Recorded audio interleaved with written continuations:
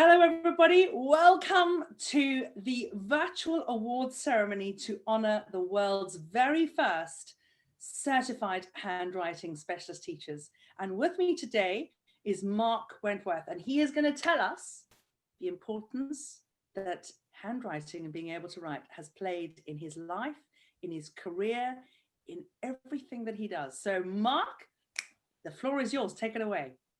Thank you very much, and I'm so excited to be here and to be part of this, because do you know, I was really thinking about handwriting and how important it is, and going back almost like in my history, and it's almost what when I was looking, I wanted to go back before my history, because my paternal grandparents I never met, because they died when my father was really young. And just recently I found my paternal grandfather's Air Force papers, and to actually see his signature and his writing in his hand was so special that it wouldn't have meant the same if it was digital. It's like he was in there.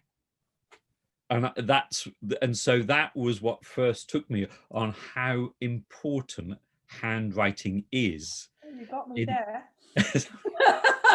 Gosh, sorry. That you just got. Carry on. Sorry, Mark. Yeah, I'll just sit so and snuffle here in the corner.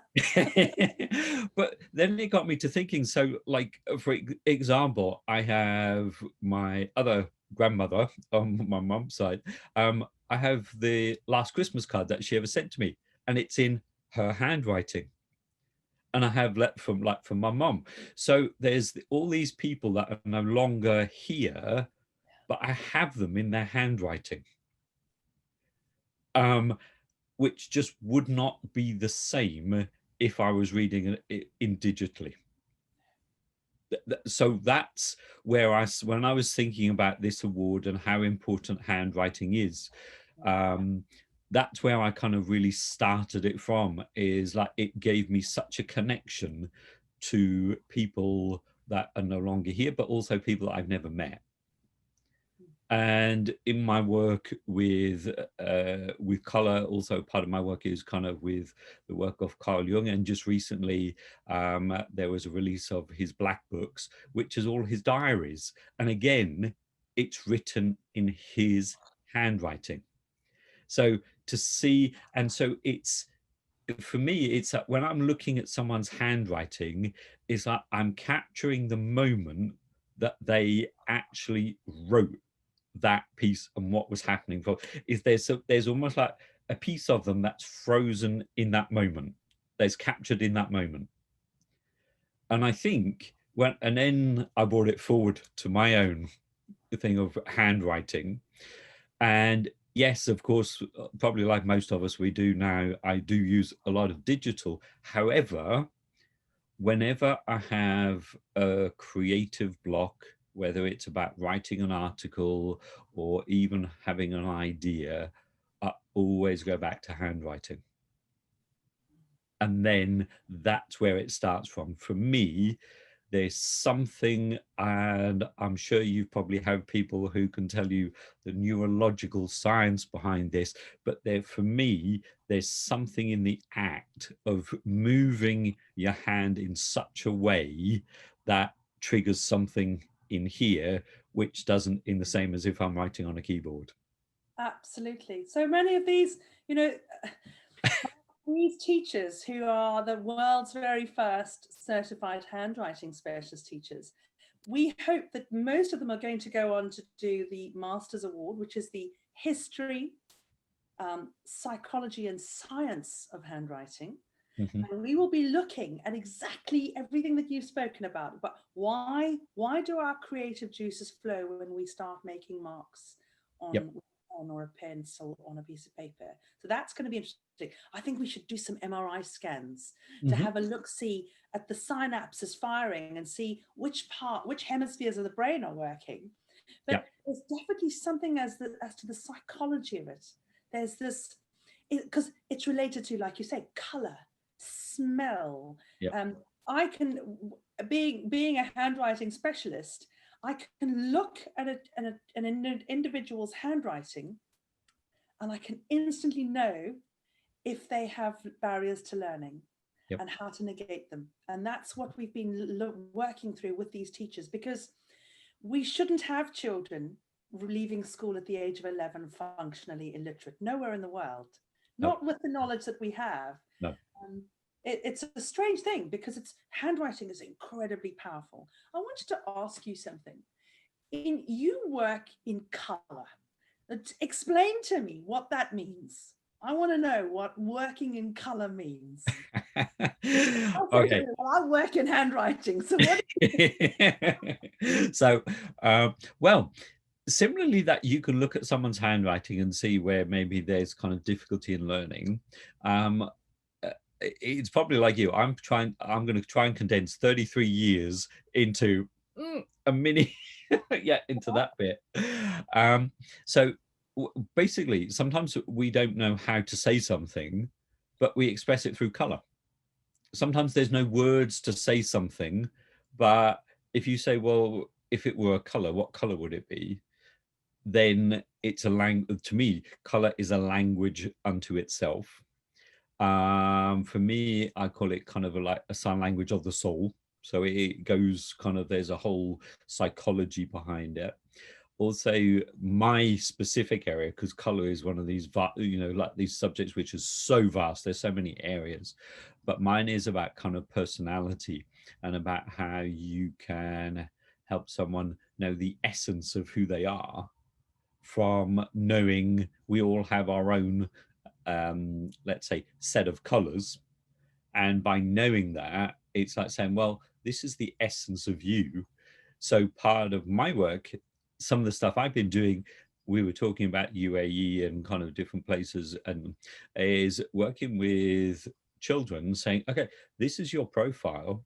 So how about actually if we teach you in the way which matches your profile, so you're not actually trying to fit into sometimes these linear boxes, which sometimes education does do, not in all cases, but therefore you're actually meeting the child's needs and helping to bring out the best of them, rather than actually just turning out a mass of everyone, if you don't tick this box, not. But it's like saying, well, if you're a red, let's say, for example, a very simple example, if you're red, kind of trying to get you to sit at a desk and stay there all the time, it's just not going to work. So if you understand that, then you're not going to label that child as with difficulties in learning or disruptive.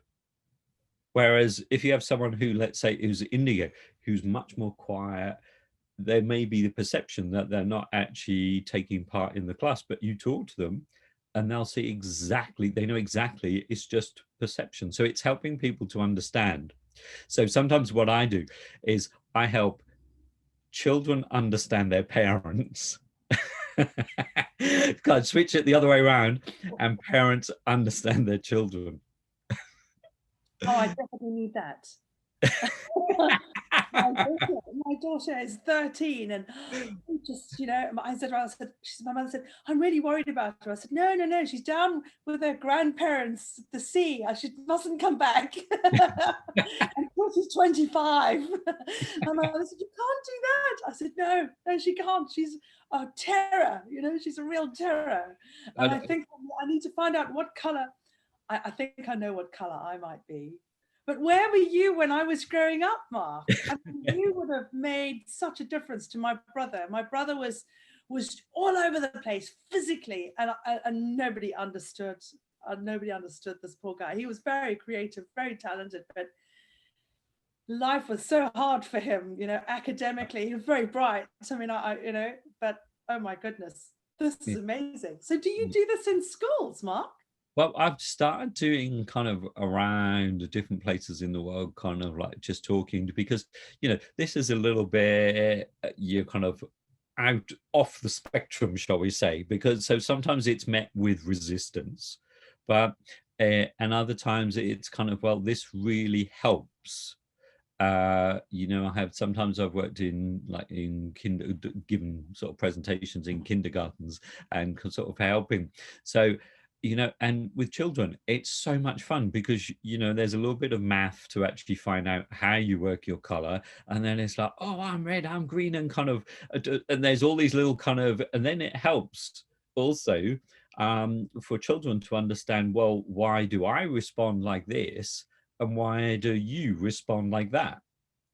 And then there's also this camaraderie because it's like, hey, who's in the orange club? Who's in the kind of the blue club? So it's kind of, there's a fun in it, but also there's a sense of helping to understand, you know, kind of emerging personality and things like this. Now, where did you stumble on this? How, tell me, come on, I want to know. Because I know how I stumbled on handwriting, because handwriting became like a consuming passion for me. I mean, I eat, sleep, breathe handwriting. So I want to know how you eat, sleep, and breathe color. Yep, it's much the same, much a similar way, really. So, you know, kind of when I left school, the only thing I knew I wanted to do was I knew I wanted to travel. Yes. I wanted to travel around the world, but that was pretty much about, I didn't know what else. Anyway, somehow I found my way into training for a short period of time as a TV and film makeup artist in special effects. So I was kind of working with color. I didn't end up doing anything with it, but then I met people who were working with color. And literally, as soon as my teacher started talking to me about color and the way they worked, it's like she was talking a language that I knew inside. And from that moment on, it's like, that's what I want to do. And I've done other training, it'll sort of expert, but it's always been about how do I bring this back to color? And the purpose has always been how to help people to become more color conscious. Because for me, most people are colorblind, not physically, Yes. but they only take notice of when they either decide what they're going to wear, decide what they're going to put on the walls. But the most of the time, we're just totally oblivious because it's there all the time. That is fascinating. Now, your details on that are on this page below, because we asked you for in advance of today, we asked for your biography, we asked for some information about you. So if there's anything else that you want us to add, that is there. Okay. Before we go, I wanted to ask you a quick one. Do you feel that because we live in a digital age, do you think that there's no place for being able to write, teaching handwriting now? No. Handwriting must not be lost. Why? Because it's physical. It's something that's written down. So think how easy it is. Let's say that some of it, I'm sure we've all done this. You push that delete button by mistake and everything you've gone into that great big place in the sky. In the cloud. Yep, back into the cloud, which you can never find. Yeah. But no, whereas if it's written down, unless you actually physically do something to destroy it, it will always be there. Also, I'm really sure that there will be some evidence which says there's something about developmental, about writing, the physical act of writing, to actually that does something in the learning in the brain that keeps it active. And like for me, it's that sense of kind of, it opens up a creativity that doesn't have the same as writing the keys. Even I would say is, you know, now they brought out these things where you get pens with kind of like pads, and even that is okay. I don't think we know enough about that yet. You know, like on those iPads where you get the pen and yeah. I'm still okay. We're writing, but there's something still that's not the same as pen on paper or pencil on paper. My daughter is 13 and she loves to bullet journal. She Hmm. loves to write notes and draw little icons and she tracks things Yep. and I said, how do you? She says, oh, it makes me feel so much better. She says, just to get. She said, I just feel it's like a release. I Yep. just have this, and I said to her, what?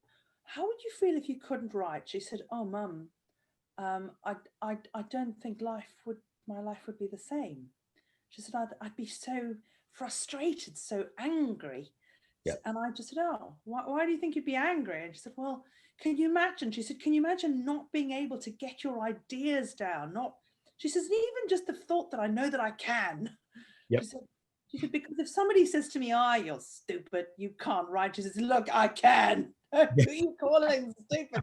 I said, oh, Hannah Jane, you can't be like that. But it is, I think we take it for granted at our peril. Yep. And it's so important because from my experience, when we go into schools and we do these, we have an assessment toolkit. It's not a test, it's an assessment. So we have a look and we see who needs help, right? Where are those potential barriers and how do we negate those barriers? And I see incredibly bright, intelligent children who are almost stuck. And you just have to, it just takes a little tweak.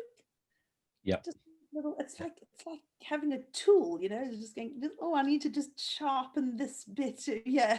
And I always say to the teachers, you have a Ferrari and you are like Umberto Giannini, and you now have the skills to just go and that Ferrari is going boom. Yep, absolutely. Yeah. But kind of like handwriting, when I was really thinking about this, I was also thinking about some of the different challenging experiences that I remember from school, but not from my perspective, but like from the criticism that came from some teachers are looking at other people's handwriting. Is like, I remember a friend of mine, our English teacher, I think it was an English teacher, would always say, oh, yeah, but yours just looks like a spider that's written across the page. And it was so awful for him. Demoralizing. Yes. And so literally, he always believed that he couldn't write. And then now, that is fascinating because, Mark, when we do the assessments, the teachers will be telling us in their own words that as soon as I see a particular type of handwriting, it's very common. I look at it and I go, that jagged, that is 9 times out of 10, that is somebody that is on the DCD spectrum. So they have dyspraxia, they have spatial awareness issues, and it is so easy, just some simplistic exercises and practice, and it's just developing that spatial awareness. And that handwriting is legible. That jaggedy, spidery scrawl is gone. I had a QC contact me. He's a professor, and said, I need your help. I want to be able to write these letters. And I said, but you're a QC. What are you talking about? You can write. He said, no, I can write, but I want to write. I have a real issue with the legibility of my hand, the look and feel of it. Yep. I said, okay. He said, and I've heard about you and what you can do. You can work magic. I said, okay, come on. So we sat in this coffee shop in London. I said, right, here's the assessment, right? And I'm going to watch you. And I said to him, did anybody ever notice that you have spatial awareness? That he said, oh, I said, you can't drive a car, can you? And he said, oh no.